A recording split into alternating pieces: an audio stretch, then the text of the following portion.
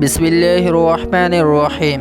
میرے پیارے عزیز و محترمہ دوستو، السلام علیکم ورحمۃ اللہ وبرکاتہ۔ حضور اقدس صلی اللہ علیہ وسلم کا ارشاد ہے کہ حق تعالی شانو یہ ارشاد فرماتے ہیں کہ میں بندے کے ساتھ ویسا ہی معاملہ کرتا ہوں جیسا کہ وہ میرے ساتھ گمان رکھتا ہے، اور جب وہ مجھے یاد کرتا ہے تو میں اس کے ساتھ ہوتا ہوں۔ پس اگر وہ مجھے اپنے دل میں یاد کرتا ہے تو میں بھی اس کو اپنے دل میں یاد کرتا ہوں۔ اگر وہ میرے مجمع میں ذکر کرتا ہے تو میں اس مجمع سے بہتر یعنی فرشتوں کے مجمع میں جو معصوم اور بے گناہ ہیں تذکرہ کرتا ہوں۔ اور اگر بندہ میری طرف ایک بالش متوجہ ہوتا ہے تو میں ایک ہاتھ اس کی طرف متوجہ ہوتا ہوں، اور اگر وہ ایک ہاتھ بڑھتا ہے تو میں دو ہاتھ ادھر متوجہ ہوتا ہوں، اور اگر وہ میری طرف چل کر آتا ہے تو میں اس کی طرف دوڑ کر چلتا ہوں۔ اول یہ کہ بندے کے ساتھ اس کے گمان کے موافق معاملہ کرتا ہوں، جس کا مطلب یہ ہے کہ حق تعالی شانو سے اس کے لطف و کرم کی امید رکھنا چاہیے، اس کی رحمت سے ہرگز مایوس نہ ہونا چاہیے۔ یقیناً ہم گناہ گار ہیں اور سر پر گناہ اور اپنی حرکتوں اور گناہوں کی سزا اور بدلہ کا یقین ہے، لیکن اللہ کی رحمت سے مایوس بھی نہ ہونا چاہیے۔ کیا بعید ہے کہ حق تعالی شانو محض اپنے لطف و کرم سے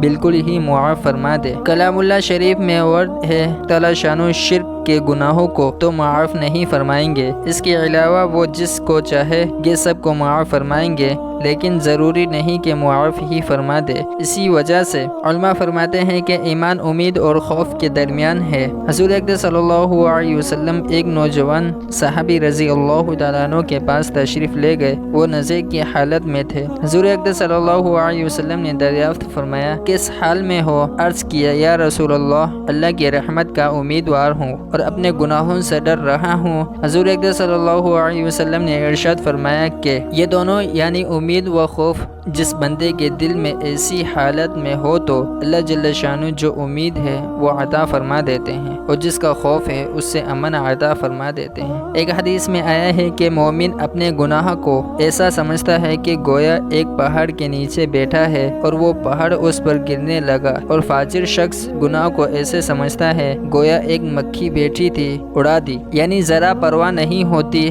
مقصود یہ ہے کہ گناہ کا خوف اس کے مناسب ہونا چاہیے اور رحمت کی امید اس کے مناسب۔ حضرت معاذ رضی اللہ تعالی عنہ تعاون میں شہید ہوئے۔ انتقال کے بعد زمانے میں بار بار غشی ہوتی تھی۔ جب افاقہ ہوتا تو فرماتے، یا اللہ تجھے معلوم ہے کہ مجھ کو تجھ سے محبت ہے، تیری عزت کی قسم تجھے یہ بات معلوم ہے۔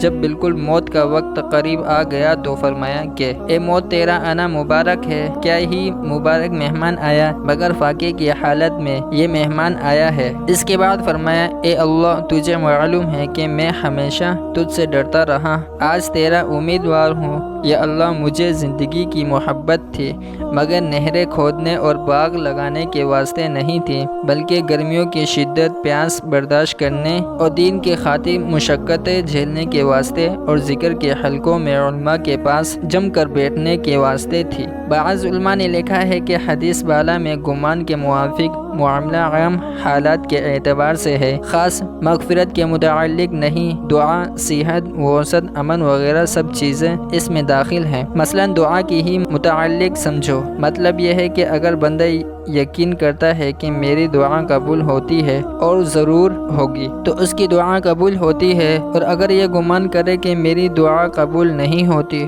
تو ویسا ہی معاملہ کیا جاتا ہے۔ چنانچہ دوسری احادیث میں آیا ہے کہ بندہ کی دعا قبول ہوتی ہے جب تک یہ نہ کہنے لگے کہ میری تو دعا قبول نہیں ہوتی۔ اسی طرح صحت تو نگری وغیرہ سب امور کا حال ہے۔ حدیث میں آیا ہے کہ جس شخص کو فاقے کی نوبت آئے، اگر اس کو لوگوں سے کہتا پھرے تو نگری نصیب نہیں ہوتی، اللہ کی پاک بارگاہ میں عرض معروض کرے تو جلدی یہ حالت دور ہو جائے، لیکن یہ ضروری ہے کہ حق تعالی شانوں کے ساتھ حسن ظن اور چیزیں اور اللہ پر گھمنڈ دوسری چیزیں ہیں۔ کلام اللہ شریف میں مختلف عنوات سے اس پر تنبیہ کی گئی۔ ارشاد ہے، وَلَا يَغُرَّنَّكُمْ بِاللَّهِ الْغَرُورُ، نہ دھوکے میں ڈالے تم کو دھوکے باز، یعنی شیطان تم کو یہ نہ سمجھائے کہ گناہ کے لیے جاؤ، اللہ غفور الرحیم ہے۔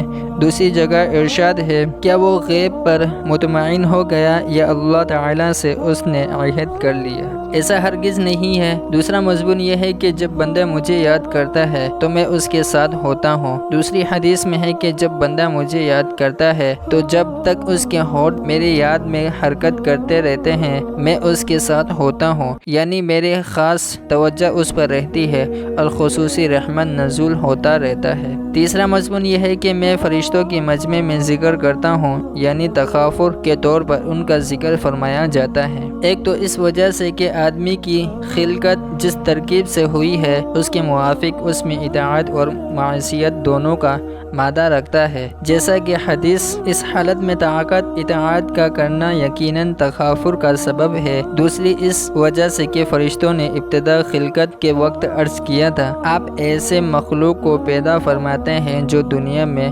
خونیز اور فساد کریں گے، اور اس کی وجہ سے وہی مادہ فساد کا ان میں ہونا ہے، بخلاف فرشتوں کے کہ ان میں یہ مادہ نہیں ہے۔ اسی لیے انہوں نے عرض کیا تھا کہ تیری تسبیح و تقدیس ہم کرتے ہیں۔ تیسرے اس وجہ سے کہ انسان کی اطاعت اس کی عبادت فرشتوں کی عبادت سے ہے، اس وجہ سے بھی افضل ہے کہ انسان کی عبادت غیب کے ساتھ ہے اور فرشتوں کے عالم آخرت کے مشاہدہ کے ساتھ۔ اسی کی طرف اللہ پاک کے اس کلام میں ارشاد ہے کہ اگر وہ جنت و دوزخ کو دیکھ لیتے تو کیا ہوتا۔ ان وجود سے حق تعالی شانو اپنے یاد کرنے والوں اور اپنی عبادت کرنے والوں کے کارنامے جانتے تھے۔ چوتھا مضمون حدیث میں یہ ہے کہ بندہ جس درجے میں حق تعالی شانو کی طرف متوجہ ہوتا ہے اس سے زیادہ توجہ اور لطف اللہ جل شانو کی طرف سے اس بندے پر ہوتا ہے۔ یہی مطلب ہے قریب ہونے اور دوڑ کر چلنے کا کہ میرا لطف اور میری رحمت نیزی کے ساتھ اس کی طرف چلتی ہے۔ اب ہر شے کو اپنا اختیار ہے کہ جس قدر رحمت و لطف الہی کو اپنی طرف متوجہ کرنا چاہتا ہے اتنی ہی اپنی توجہ اللہ تعالی کی طرف بڑھائے۔ پانچواں بحث اس حدیث شریف میں یہ بھی ہے کہ اس میں فرشتوں کی جماعت کو بہتر بتایا ہے۔ ذکر کرنے والے شخص ہے، حالانکہ یہ مشہور امر ہے کہ انسان اشرف المخلوقات ہے۔ اس کی ایک وجہ تو ترجمہ میں ظاہر کر دی گئی کہ ان کا بہتر ہونا ایک خاص حیثیت سے ہے کہ وہ معصوم ہے، ان سے گناہ ہو ہی نہیں سکتا۔ دوسری وجہ یہ ہے کہ یہ باعتبار اکثر افراد کے ہیں۔ افراد فرشتوں کے اکثر آدمیوں بلکہ اکثر مومنوں سے افضل ہیں، گو خاص مومن جیسے انبیاء علیہ السلام سارے ہی فرشتوں سے افضل ہیں۔ اس کے علاوہ اور بھی وجہ ہے جس میں بحث طویل ہے۔